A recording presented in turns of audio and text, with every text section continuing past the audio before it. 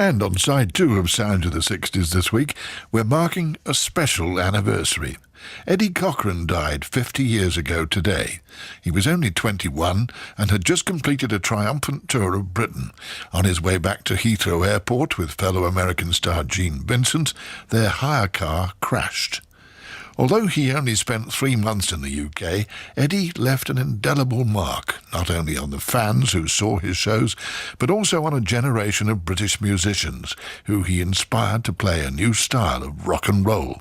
We've talked to the musicians he toured with, and we've found some rare recordings, including a session the pair made for my Saturday Club show. You'll also hear recently released tracks from his exciting UK TV appearances, as over the next hour we tell the story of Eddie Cochran's last tour.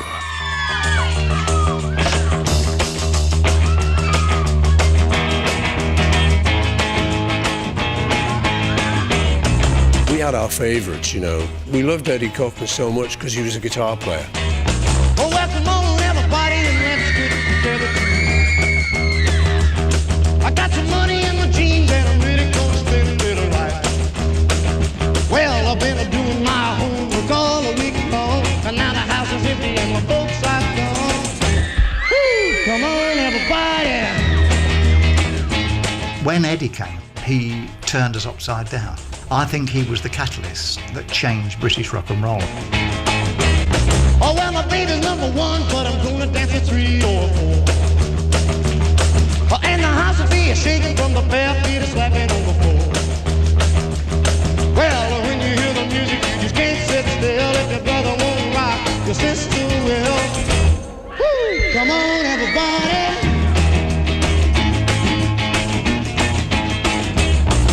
Oh, just phenomenal. There'll never be another tour like it. Oh, well, we really have a party, but we gotta put a guard outside. But if the folks come home, I'm afraid they're gonna have my heart. There'd be no more movies for a week or 2. No more running around with the usual crew. Who cares? Come on, everybody. It was a great tour. It was a grand tour while we were doing it with Eddie. The climax of the tour was just heartbreaking. To set the scene for the tour, we have to go back to the late 1950s in Britain. Teenagers had been starved of genuine American music. Skiffle was booming as the homemade music of the day. This is Jimmy Page's first group, captured when he was 14. It wasn't quite Led Zeppelin. Well, Mama don't allow no string bass playing in here. Oh, no, she don't. Mama don't allow no string bass playing in here. What are your 2 names? Yours is? James Page and David Haskell. Both from Epsom. Yes. And you're just learning to play the guitar? Yes. From a teacher? Do you play anything except skiffle? Yes, Spanish and dance, I think. Do you as well? Getting a move on. What are you going to do when you leave school? Take up skiffle? No, I want to do biological research. Mike Bowen was another amateur skiffler trying to master his instrument. He later ended up working on the Eddie Cochran tour, looking after the stars backstage. Guitar was the instrument of the day. We'd had the wonderful efforts of Bert Weedon. Lonnie Donegan had showed us that you could play guitar on stage. Kids wanted to play guitar, but nobody could really play it. Jim Sullivan was a preeminent pop guitarist of the day, trying to copy the sounds he heard on the latest American singles. Big Jim, as he was known, played lead in the Wildcats, backing Marty Wilde. Each time we have a quarrel, it almost breaks my heart. Well, that's all we listened to. We waited with bated breath for the next Elvis release. Gene Vincent, yeah, we used to sit down and listen to the records forever. Why must I be a teenager in love? The all-powerful pop impresario Larry Parnes managed most of the top acts. Parnes knew that British fans really wanted to see American stars, but they were rarely allowed into the country because of a ban by the Musicians' Union. However, by the end of 1959, the union was easing its restrictions, and he saw his chance. I had a very good friend, and he said, well, I think if you're going to go for American pop stars, obviously we can't get Presley. We did try. What about Gene Vincent? I think we finished up on a deal with Gene Vincent's manager at £1,500 a week. 3-4 weeks went by, and I got one of my telepathic feelings that all wasn't going to be well. We needed somebody else. And I'd been reading about this up-and-coming young singer-guitarist, Eddie Cochran. Phoned my friend and said, what do you think about Eddie Cochran to join the tour? He said, very good idea indeed. He said, as a matter of fact, we can probably get him very, very reasonably. Eddie Cochran was booked within about 10 days, and I think Eddie was paid £250 a week plus some expenses. So who was Eddie Cochran? Well, he was a naturally gifted musician. This is him in 1954 at the age of 15. Hearts made of stone will never break, and the love you have for them, they just won't take. 2 years later, he reinvented himself as a rock and roller and appeared in the film The Girl Can't Help It. When he was 19, he cut his big hit. I'm gonna raise a fuss, I'm gonna raise a holler about working all summer just to try to earn a dollar. Every time I call my baby, try to get a date, my boss says, no doubt, son, you gotta work late. Sometimes I wonder what I'm gonna do, but there ain't no cure for the summertime blues. That's Eddie playing all the guitars and doing the silly voice on Summertime Blues. But he failed to follow up the hit, and by 1960 his career was on the slide. On the eve of his UK trip, Eddie was in the studio in Hollywood working on new material, including this song. Now a country boy called Shorty and a city boy named Dan had to prove who could run the fastest to win Miss Lucy's hand. Now Dan had all the money and he also had the looks, but Shorty must have had something, boys, that can't be found in books. Oh well, I cut across Shorty, Shorty, cut across. That's what Miss Lucy said. Cut across Shorty, Shorty, cut across. It's you I wanna win. Cut Across Shorty, recorded on the 8th of January 1960 in Hollywood. 2 days later, he flew into Britain, but not before a last-minute hitch. The union wouldn't let him bring his backing band. The job was given to the Wildcats, not that Jim Sullivan was excited by the prospect. They allowed us to play with Eddie Cochran. It was all very, very amateurish, the attitude. And I was very disappointed with that, because I didn't know Eddie Cochran. Didn't know that he played all the stuff, guitars, bass, drums, everything on his records. At their first rehearsal, the Wildcats were about to receive a masterclass from Eddie, bass player Licorice Locking.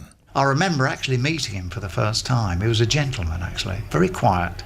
The moment for me that made my blood go cold was when he opened his guitar case, because I saw this burnt orange Gretsch, you know, this famous Gretsch. I went, wow, we're into something here. When he came over and sat down at the drums and played all this modern drum beats, you know, Brian Bennett went, good God. And then he got on bass and played the hell out of the bass, and eventually got on the guitar and just floored everybody, you know. We always used to swing the numbers, but Eddie says, don't do that. He says, our numbers are, you know, dun dun dun dun dun dun dun dun dun dun dun dun dun dun dun dun dun. That was new. And he was the first one who played proper Chet Atkins.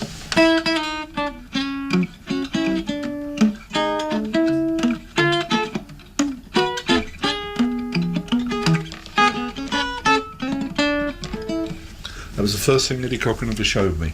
Hadn't even started rehearsing. Basically, I think we Wildcats, yeah, we were all right, but from what he was doing, we were rubbish compared. January the 16th, 1960 was a big day in Eddie's short career. On the early evening television, there was a choice between the two channels. At 6 on the BBC,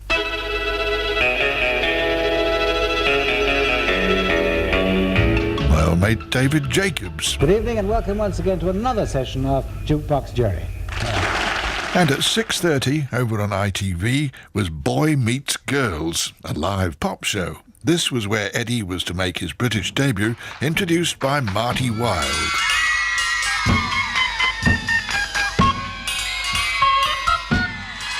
Every week on the show, we've tried to bring you American entertainers you normally would never get the chance to see.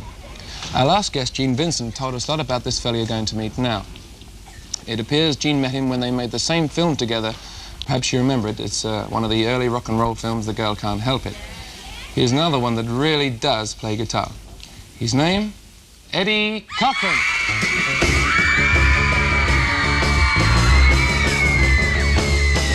Oh, look at that. Here she comes. Here comes that girl again. Wanted to date us with that moon going grin. But she don't notice me when I pass. She goes with all the guys from out of my class. But that big bucket from thinking to myself, she's sure fine looking, man.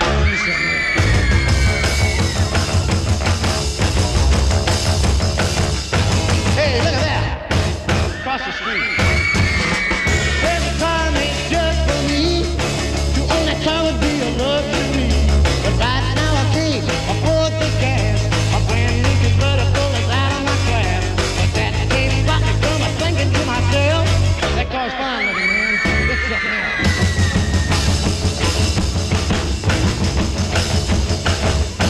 Hey, look at here. Just wait and see. Work hard and see my dough. I'll buy that car that I've been wanting so. Get me that girl and we'll go riding around. She'll look real sharp with a white top down. I'll keep right on the dreaming and the thinking to myself. When it all comes true, man, wow, that's something else.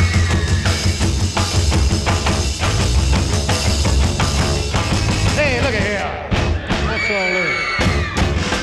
Never thought I'd do this before, but here I am a knocking on the door. My car's out front and it's all mine. Just a 41 Ford, not a 59. I got that girl and I'm thinking to myself, you sure fine looking, man. Wow, she's something else. Thank you, Matty, and hey, thanks for having the band for me. Your man is great. Yeah, I'll introduce you to them later if I get the time. Oh, hey, I'd like to meet that guy that made his own guitar. Who, Johnny? Yeah. Oh, you'll be meeting him after the show. Oh, wonderful. They tell me, Eddie, that you're as handy with a gun as you are with a guitar. I like guns, don't you? Oh, yeah, fabulous. But in this country, really, hunting and fishing and all this business, that's only for the old retired colonel type, you know? Oh, I think it's just a matter of where you were raised, you know. Well, I was raised in Minnesota. And it's kind of a hunter's paradise there. That's wonderful. Eddie, there was a novel which I used to sing of yours when I first started, and it's become a kind of a rock and roll classic now. Oh, you mean 20 Flight Rock? I'd love to hear it. Marty, if the boys in the band are ready, it's my pleasure. Great. Ooh, well, I got a gal with a wrecking machine. When it comes to rocking, she's a queen. We love to dance on a Saturday night. A all alone where I can hold her tight. But she lives on the 20th floor uptown. The elevators are broken down, so I walk 1, 2, flight 3, flight 4, 5, 6, 7, flight 8, flight more. I'm on the 12th, I'm starting to drag. Eddie and Gene appeared 4 times in nearly as many weeks. After the second TV appearance, they hit the road. The first night of the tour was at the Gaumont in Ipswich, and Eddie was interviewed backstage. Well, we were doing a TV last night, didn't we? Oh, yeah, that's right. Yeah, that was Boy Meets Girl. Yes, the Marty Wilde show. Yeah, right. What's happening after you leave here tonight, Eddie? Well, we have, I think, about 3 days rest or so. Well, it won't really be a rest. We'll be rehearsing. And then we start doing theater dates. What's it like working in front of the Ipswich audiences? How have you found them? Oh, I think they're fine. They're very appreciative audience. Good applause. I was surprised to see the older people there. They're not all square, the older ones. No, they're not all square. For fans who aspired to be pop stars themselves, Eddie made a lasting impression. George Harrison was just 17 when he saw the show in Liverpool. There's one moment that will always represent Eddie to me, which was on the Liverpool Empire, the show I saw. Maybe he did it every night, I don't know, but it seemed like spontaneous at the time. But he just finished a tune and they'd stop screaming and clapping. And he stepped up to the mic, and before he said something, he just kind of put both his hands back and pushed his hair back. And some girl, single voice in the audience, she went, "Eddie!" And he said, "Hi, honey." Brilliant. Hal Carter, the tour manager, realised Eddie was a natural star. When he stood on the stage, I mean, he could do 5 minutes just standing there because there was something about him and the audience that sort of happened. All the pop stars wore sunglasses walking around, but not Cochrane. I mean, he wore sunglasses on the stage. And he was the epitome of, like, what everybody thought was a rock and roll star.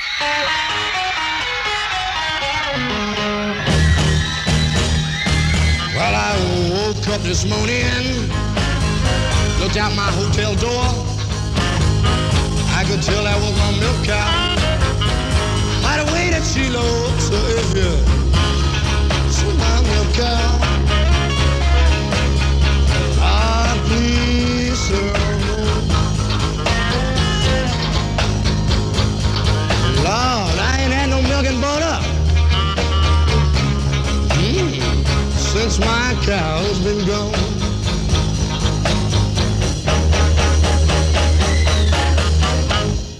Tried everything, baby. Get along with you. Now I'm gonna tell you what I'm gonna do. I'm gonna stop my crying, leave you alone. You don't think I'm leaving? Baby, just count the days I'm gone. You're gonna leave me. Need your loving daddy one of these days. Oh, and you're gonna be oh so sorry. Gonna be sorry you treated old Eddie boy this way.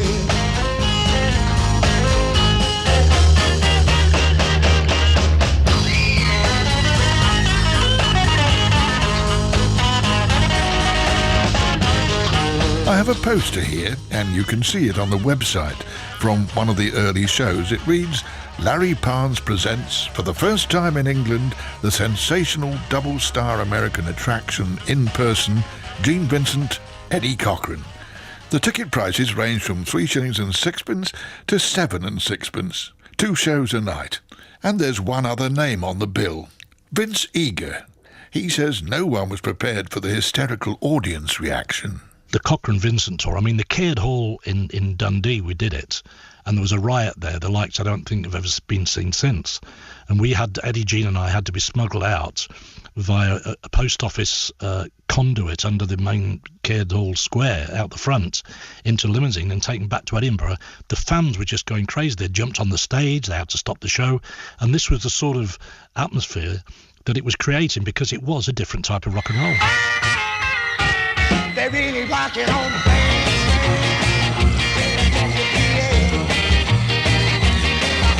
Texas and down the Frisco Bay, all over St. Louis, way down in New Orleans, all the cats on the dance with sweet little 16, sweet little 16, got the grown-up blues. Tight dresses and lipstick, I spoken high heel shoes. But tomorrow morning, she'll have to change a trend, go back to being just 16, and back in class again. The Teddy Boys, we had gangs. At the show at the Glasgow Empire, I seem to recall a fight breaking out in the top tier, the upper balcony. The safety curtain was brought down. They fought their way out onto Sochiel Street. We're talking dead centre of Glasgow. The police came inside the theatre and locked the doors and let them battle it out. Mike Bowen on a lively night at the Glasgow Empire. For the British musicians, Eddie was a delight to work with, and he was only too happy to share the secrets of his craft. Joe Brown. One of the great things I learnt off of Cochrane was the second string on instead of a third string. So you could play things like you bend a note.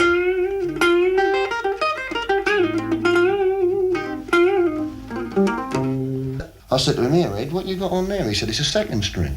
I said, that's a good idea. He said, oh, don't tell anybody. Anywhere we went, if we went by train, you could bet your life that Eddie's cabin would be full up. There would be Joe Brown and myself picking his brain. Where's your guitar? Eddie? Show us this, show us that. Obviously, he was the professor. And he was older than all of us. He was, 21 and we were 18.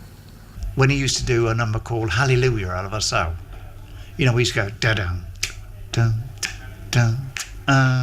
You know, that was okay. But when he played his guitar solo, we stood back to back. You know, yeah, me and Eddie in the middle of the stage, and he always used to say, "Go on, Licorice, go on, man."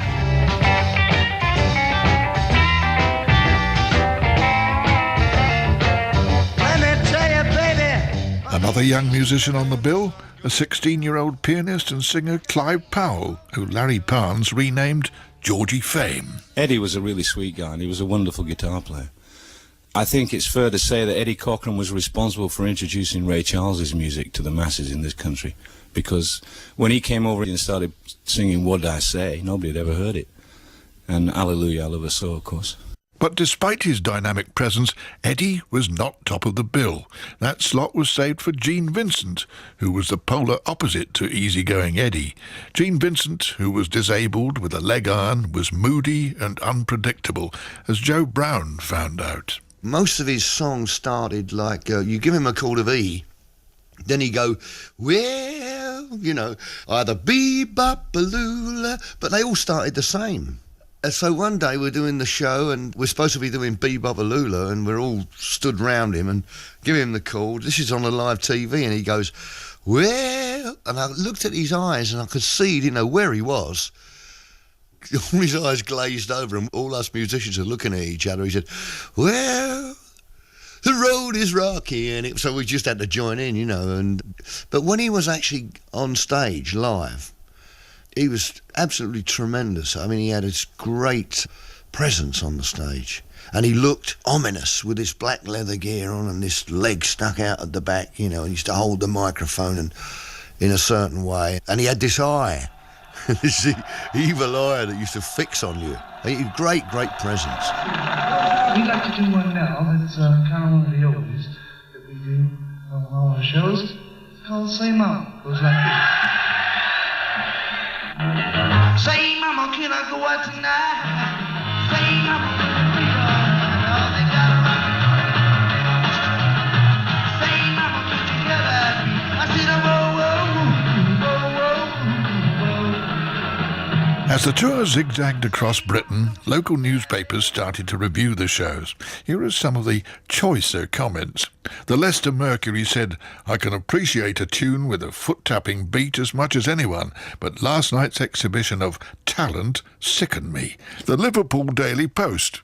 The only man fitted to review this show would be a psychiatrist. On the evidence of last night's efforts, any untalented kid who can clutch a microphone or guitar is a potential starlet. And the Yorkshire Post. The show is a prolonged assault on the eardrums. Mr. Vincent is frankly macabre. But the British musicians would have used a different word. They thought he was frankly dangerous. All of us would be on the same coach, and old Gene would sit up the front with this knife, and all he used to do all day was sit there with this little oil stone, just sharpening this knife. You know, it was very strange. You didn't go near him. I actually saw him cut a bloke's suit off with it once without hurting him. Old Hal Carter. He suddenly looked round at Hal Carter and he said, Hal, I'm going to cut you 14 times. And he went whoosh, whoosh, whoosh like this with this knife, and all Hal's suit, all his lapels all just fell off in ribbons, you know. I don't know, it was weird with him. He also had a gun as well at one time, which was a little bit dodgier. People used to come up to me and say, you know, he's waving that gun around again. Can you go and take it off him? Why me? You know, I just said, well, you know, just go and have a word with him and get that gun off him. We're worried about it, you know. And I used to have to go up and say, hey, Gene, you know, I'm a bit worried about the gun. I ain't going to hurt nobody.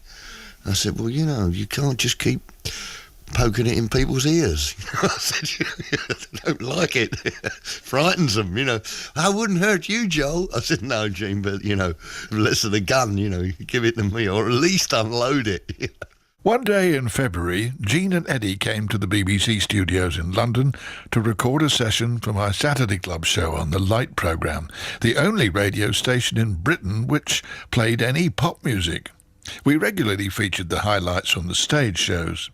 In a moment, we'll hear some of that recording in this special edition of Sounds of the 60s to mark today the 50th anniversary of Eddie Cochran's death.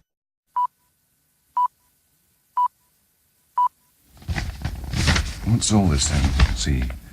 Dear Brian Matthew, will you please hurry up and get back to work, as it's all very well my lad gallivanting up there in town, but playing his trombone on a Saturday morning is the only thing that gets his dad out of bed, Mrs. Lang. Well, in the hope that the entire Lang family is up and listening, welcome to Saturday Club.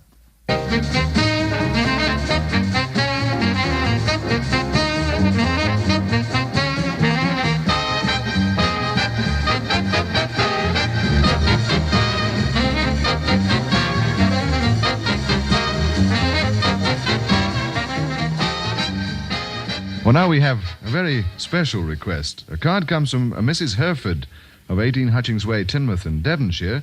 Mrs. Hereford has twin boys who, for this week, for the first time, celebrated their birthday apart. They're Derek in Mansfield and Robert in Teignmouth. And she wants them to hear Gene Vincent's record of Say Mama, but we've got one better than that. We've got Gene Vincent right here in Saturday Club. He's going to sing Say Mama. Say, Mama, can I go out tonight? Say, Mama, will it be alright? They got a rockin' party going down the street. Say, Mama, did you hear that beat? I said, oh, whoa, whoa, whoa, whoa, whoa. Yeah. Say, Mama, don't you look that way? Cause I know just what you're going to say. Oh, now, Mama, really don't get mad. You're gonna say, hey, go ask you that. I said, oh,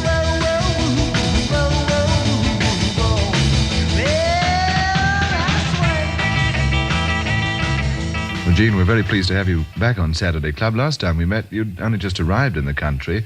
Since then, you've been travelling around quite a bit, haven't you? Yes, sir. How are you finding the audiences? Are they liking what you're giving them? Very much. They've been very nice to me. Mm-hmm. Now, what about an accompanying group? You're using the one we have here, Marty Wilde's Wildcats? Yes, sir. And how do they suit you? Oh, this fine. Well, that's nice to know. There are lots of requests for the number you're going to sing next. The one we've picked out is actually for Jackie Bevan, who's recovering from a serious operation in Bristol Eye Hospital. This request comes from your friends Patsy and Pauline, Jackie, and we sincerely hope you're going to enjoy hearing Gene sing Summertime.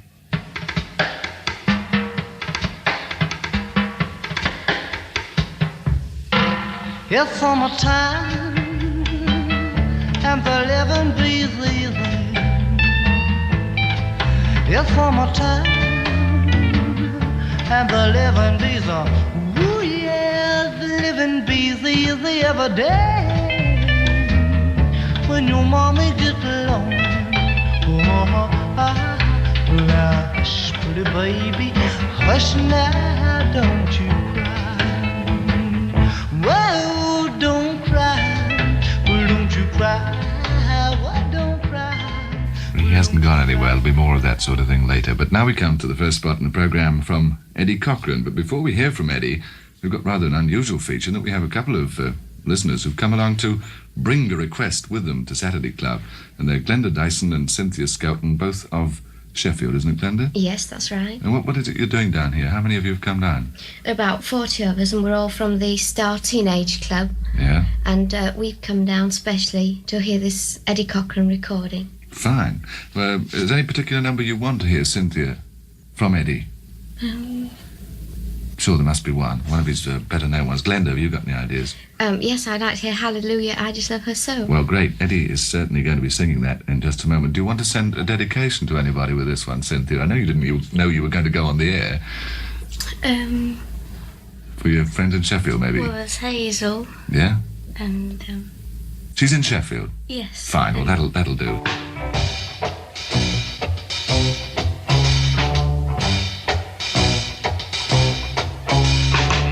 Let me tell you about a girl I know. She's my baby and I love her so. Every morning when the sun comes up, she brings me coffee in my favorite cup. That's how I know, yes I know. Hallelujah, I just love her so. If I call her on the telephone, say, baby, Eddie's all alone. By the time he can't from 1 to 4, she'll be on my door. Well, in the evening when the sun goes down and there ain't nobody else around, she kisses me and then she holds me tight, says, Eddie, baby, everything's alright. That's how I know, yes, I know. Hallelujah, I just love her so.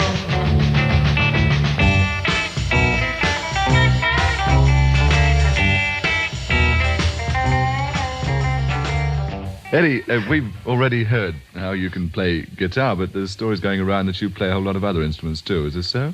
Well, really not a whole lot. I play bass and drums and piano and guitar a little bit. Yeah? And do you use these in your act on stage? Only in the nightclub act. I never do it on the stage shows. How long are you staying over in England? Not as long as Gene? No, not quite as long as Gene. I'll be here until April 17th, then I go home for 10 days, and then I'm back near the end of April and stay here for 10 more weeks. Oh, quite a long time. And that'll be for the same sort of deal with it, packaged tours. Yeah, it'll be all with Gene again. Yes. What do you have in mind for your career when you get back home? Is there anything particular you want to do? Well, I want to be successful. Hey, mama, don't you do me wrong. Come and love your daddy all night long. Oh, yes, ma'am. You don't do right. You don't do right. Yeah, yeah. Tell your mama, tell your pa, gonna send you back to Arkansas. Oh, yes, ma'am. You don't do right. You don't do right. Yeah, yeah. See the gal with a diamond ring really knows how to shake that thing. Oh, yes, ma'am. Yeah, yeah. Yeah, yeah.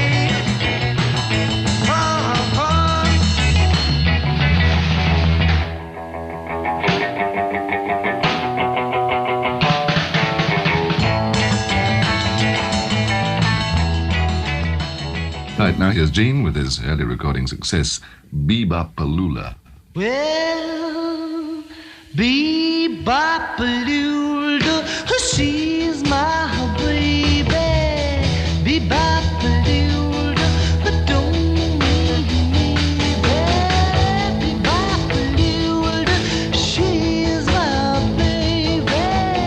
Bebop-a-lula, don't leave me, baby. Bebop-a-lula,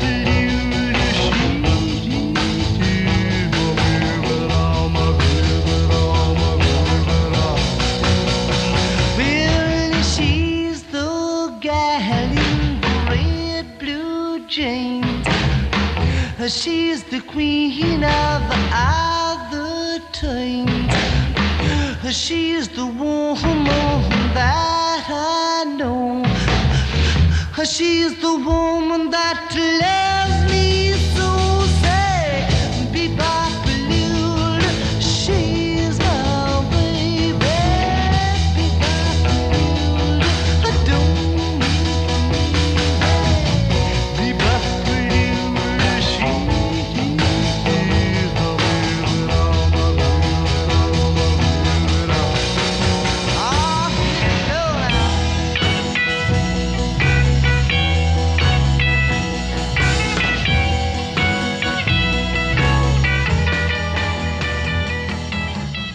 And now here's another one from Eddie Cochran. If you finish that hamburger, Eddie, what would you like to sure sing? have. Chris? This is from the motion picture The Girl Can't Help Us, called 20 Flat Rock. Ooh, well, I got a gal with a wrecking machine. When it comes to rocking, she's a queen. We love to dance on a Saturday night. I hold alone where I can hold her tight, but she lives on 20th floor uptown. The elevators are broken down, so I walk 1, 2, 5, 3, 5, 4, 5, 6, 7, 8, 9 more. I'm on 12th, I'm starting to drag. 15th floor, I'm ready to sing. Get to the top, I'm too tired to rock. Well, she called me up on the telephone. Said, come on over, honey, I'm all alone. I said, baby, you're mighty sweet, but I'm in the middle with a aching feet. This went on for a couple of days, but I couldn't stay away. So I walked 1, 2, 5, 3, 5, 4, 5, 6, 7, 8, 9 more. I'm on 12th, I'm starting to drag. 15th floor, I'm ready to sing. Get it top, I'm too tired to rock.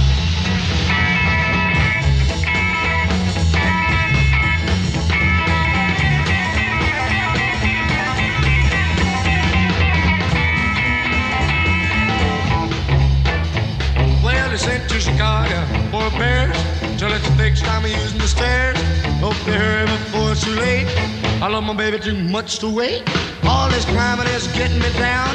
If I'm a cold straight door, well, but I climb 1, 2, flight, 3, flight, 4, 5, 6, 7, flight, 8, flight, more. I'm on 12 times starting to drink with 15th floor. I'm ready to sing. Get it top. I'm too tired to rock. This is your old mate Brian Matthew saying once again, see you next week. At that session at the Piccadilly Studios, Gene was the first to appear, and he'd put down his numbers and was about to leave when Eddie Cochran arrived and said, "Sit down, Vincent, you ain't going any place. I got your crutches. Come on and jam with me." He did, and 20 minutes later, our recording engineer appeared from his cubicle and asked, "Was I supposed to record that?" 20 unique minutes with the two stars playing together, and we hadn't got any of it. And thank you for your memories of seeing the actual tour. Mike Stewart saw the show at the Caird Hall, Dundee. He says that Vince Eager had performed in the area just before then and had upset the boyfriends of a lot of the local girls. The boys were out to get him. That's why there was trouble. Adrian Bird saw the show at the Gaumont in Taunton. He even knows he was in seat C23 at 8 shillings and sixpence. Gene wore a black leather jacket, jeans and gloves with a medallion and, of course, his silver leg iron. Eddie had black leather jeans and a shiny silver waistcoat. Adrian's diary notes the show was bloody fabulous. Graham Vine was at the Gaumont, Worcester. Eddie came on in darkness with his back to the audience with a spotlight on him. He started playing, and as he turned to face us, the lights came up and we couldn't believe what we were seeing or hearing. He just blew us away. It was fantastic. His singing and guitar work was sheer brilliance. But the tour schedule was punishing, the hours spent travelling between shows tedious. Eddie would spend a lot of the time drinking. Jim Sullivan. He'd get through 1 or 2 bottles of bourbon a day. There's one famous time at the Liverpool Empire, and we travelled up on the train and he'd got out of his head, drunk as a skunk. And we had to strap Eddie, put his guitar over the mic like that so it came up between his guitar and his body to hold him up, you know. After about 10 minutes he took it off and he was right as rain. After this stint, his eyes came out in great big red blotches, and of course he went to the doctor. Doctor found out what he was drinking and said to him, "Look, if you keep up like this, you're not going to live very long." Eddie got on very well, in particular with Vince Eager, and invited him back to the States to record. One night, as Vince drove him to a show, Eddie previewed his next release. Eddie's equipment used to go on the gig wagon or on the bus, so I didn't always have their guitars with me, but I used to have my Levin guitar, and he used to often take it out and play it on the back seat. It was an acoustic. And he said, "Oh, Vince, this is my new record that's coming out." And he played Cut Across Shorty. And then he said, "Oh, and this is the flip side," and he played 3 Steps to Heaven. But the relationship between Eddie and Gene was more complicated. Gene needed looking after because of his bad leg. He'd have to sit in the front of the car on journeys. One night in Leeds, their car was ambushed by fans after a show. And this door was push, pull. They were pulling it and he was pushing it. Anyway, eventually it flew open, this door, and there's a lot of people all jumping around and reaching in the car. Lights changed, the driver put his foot down and shot off, and he slammed the door, and we've gone about 200 yards and everything was quiet, and all of a sudden Gene suddenly said, Eddie. Eddie said, "What, Gene?" Said, "Eddie, they got my pants."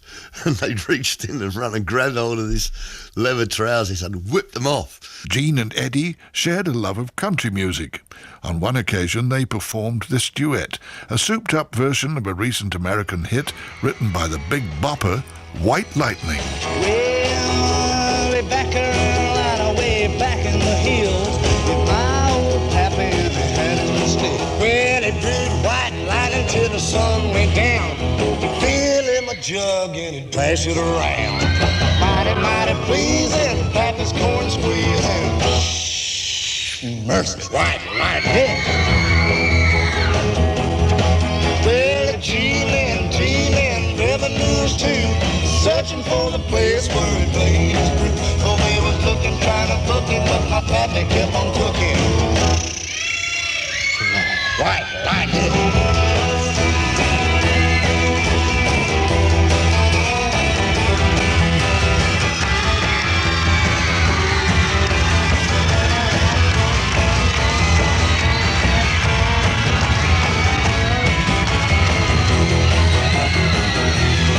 Yeah, my man asked Pappy why he called his dream what? White like a shit man too. Well, it took a little sitting right away. I knew when my eyes goes gouging and my face turned blue. Wow, lightning started flashing, thunder started crashing. White like But there was tension between the pair as well, because Eddie was more popular on stage and off stage with the girls. He had to pick anybody who went up to his dressing room, which might be a dozen girls. He had the pick of any of them. When he was in the room, the whole centre of attraction was there, you know, with him. Gene Vincent used to get very uptight about it. He'd sort of goad Eddie, especially if they had a few drinks. But I think deep down they got on okay and they looked after each other, because Eddie was very, very homesick all the time he was here. I can't tell you how much it cost him in phone calls to America to speak to Mum and I, you know. I would say, and on average of once a day, he would ring LA. He certainly did. He always called me Shrimper. And when he would get ready to come home, he always called me and said, Shrimper? I'd say, yes. He'd say, put on a pot of beans, I'm coming home. Mike Bowen. I believe even up until the time he died, he was living at home with his parents in Buena Park, just outside Hollywood. So he was a home-loving boy, and he clearly missed it. And this was quite a long tour, a long way from home.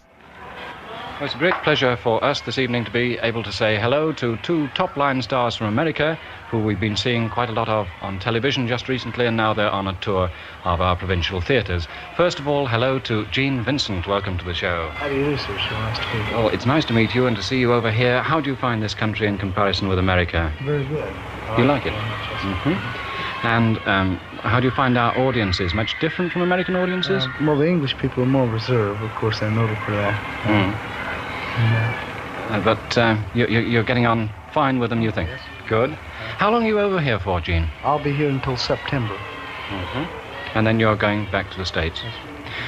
Some of the later records of yours that we've heard, Wildcat and I've Got to Get to You Yet, have you made those over in this country? No, sir, I haven't made any of those. They've all come over from America? Mm-hmm. In America, you have your own group, the Blue Cap Boys. Mm-hmm. And we remember them from the days of the Bebopaloola and so on. Well, now, if I may, I'll come back to you in a second. I'd like to have a word with our friend Eddie over here. The cord will stretch that far. Hello and welcome to you, Eddie. Hello, thank you very much, sir. You've been doing pretty well the same tour as Gene over here, haven't you? Yeah, that's right. We're doing all of our work practically over here together. Mm-hmm. And what do you think of British television? We've seen a lot of you on Boy Meets Girls. What do you think of it? I think it's a very well-produced show. I really do. I think it's superior to the American rock and roll shows, I think. You're over here until September as well, are you? No, sir. I go home for 10 days, April 17th. Yeah. And then I come back here for 10 more weeks. Mm-hmm. Good. Well, we look forward to welcoming you back here for another spell after you've been home for 10 days. A girlfriend came over from America to keep him company. We've got high apple pie in the sky hopes. Sharon Sheely singing with Eddie. She noticed another side of his character offstage. The tour had coincided with the first anniversary of the death of his friend Buddy Holly. I went out and bought him all the Buddy Holly records I could find in a record shop, and he sat for hours just listening to them on the record player. And I would say, isn't that making you sad? Why are you doing this? And he'd say, it doesn't make me sad anymore. It's going to be all right now. April 1960. What else was happening in the world? Well, Lonnie Donegan was #1 with My Old Man's a Dustman. Prime Minister Harold Macmillan was in South Africa and about to warn the wind of change was blowing through the country. And the tour was back in London. Licorice Locking. The last time we saw Eddie, I think we was at the Astoria Finsbury Park. He had one more week to go. He was going to do Bristol, and we had photographs taken with him. While I was there, he heard me play my harmonica, He said, I didn't know you played the harmonica. And in the dressing room, we played for at least half an hour, playing the blues together. He says, when I get back, we'll work something out on that, all right? But it never happened. The tour had given British musicians the unforgettable opportunity to play with their American heroes. Witness this performance: Billy Fury and Gene Vincent on vocals, Eddie and Joe Brown on lead guitars, with Eddie taking the first solo on My Babe. Well, my baby don't stand no kissing, my babe. Oh no, she don't stand no kissing, my babe, my babe, my babe. My baby don't stand no kissing. Boy, you don't know what you've been missing, my babe. Too little thing is my babe.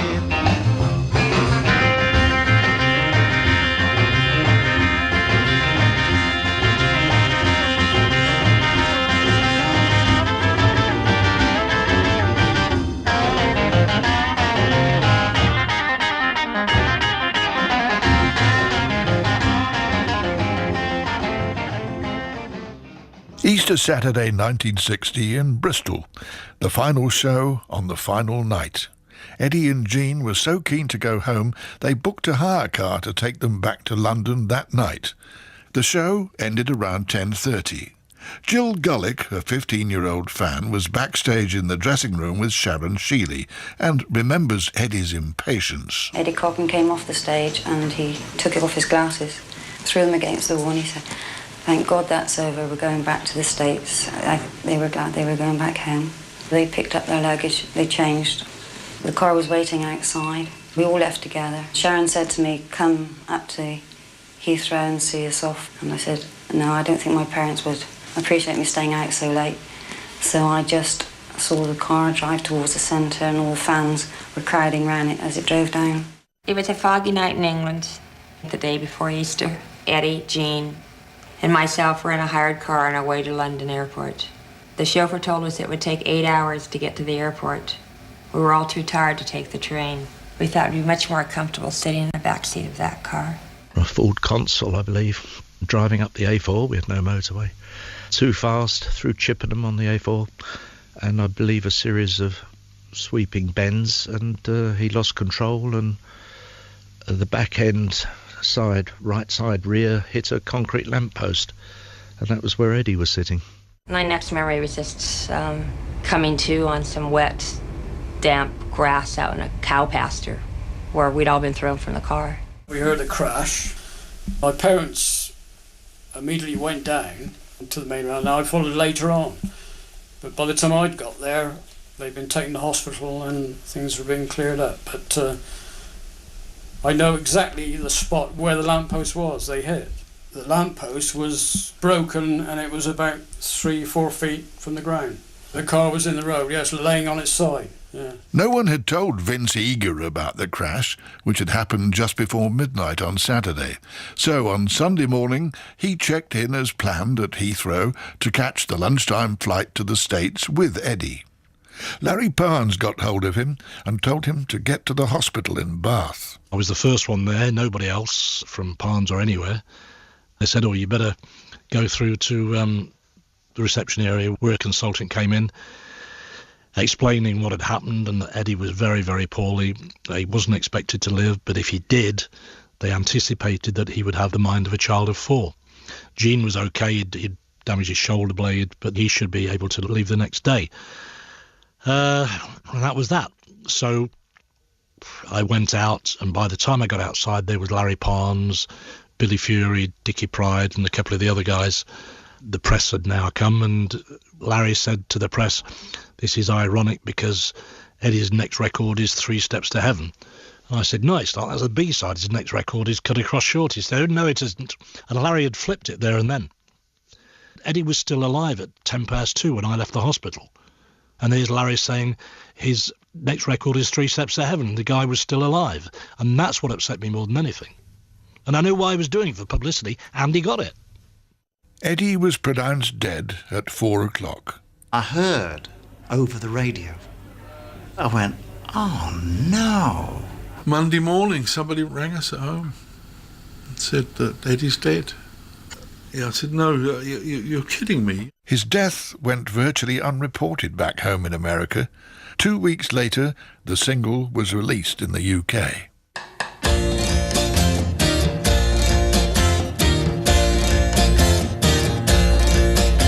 Now there are 3 steps to heaven. Just listen and you will plainly see. And as life travels on and things do go wrong, just follow steps 1, 2, and 3. Step 1, you find a girl you love. Step 2, she falls in love with you. Step 3, you kiss and hold her tightly. Yeah, that sure seems like heaven to me.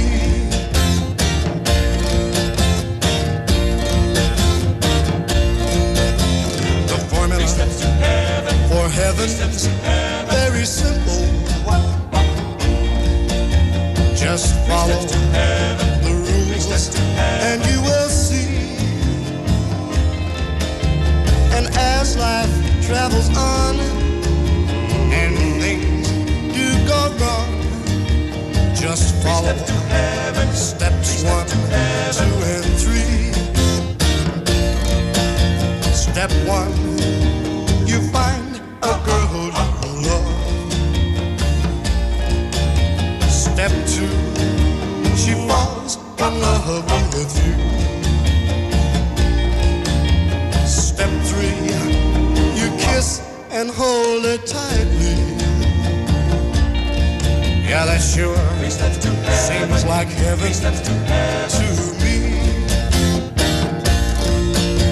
Just follow steps 1, 2, and 3.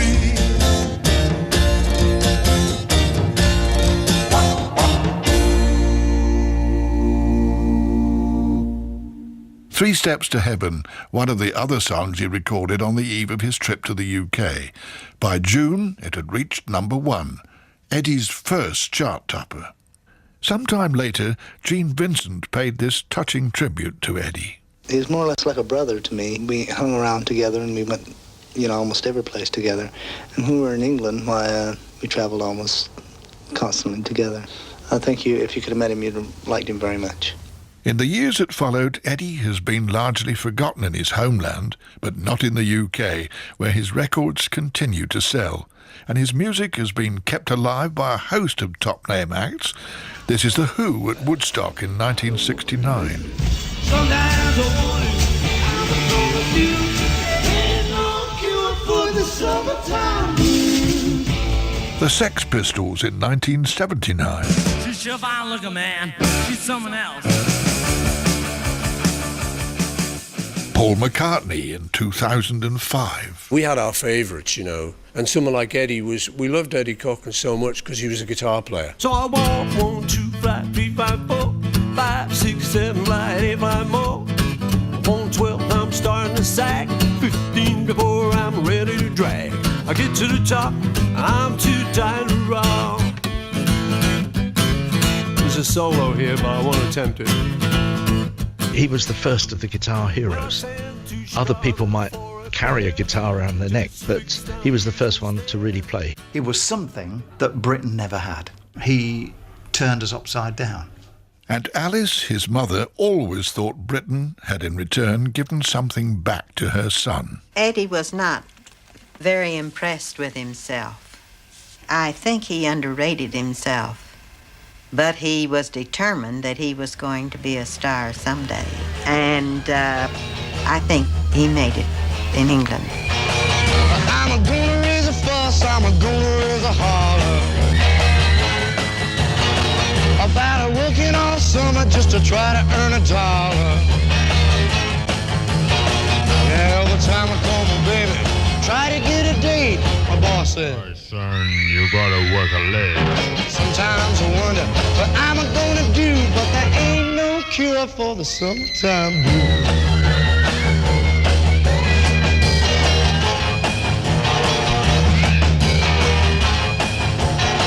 Oh, well, my mom and papa told me, son, you gotta make some money.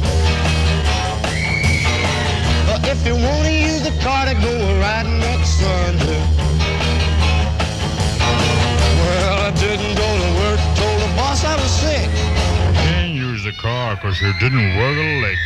Sometimes I wonder what I'm gonna do, but there ain't no cure for the summertime blues.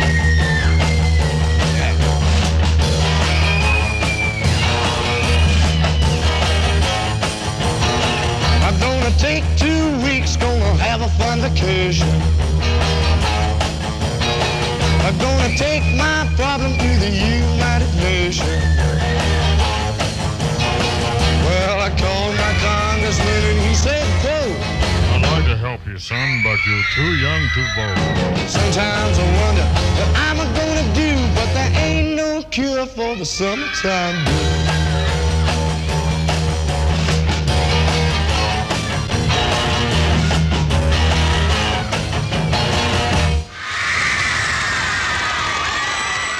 Eddie Cochran performing in Manchester on the 20th of February 1960.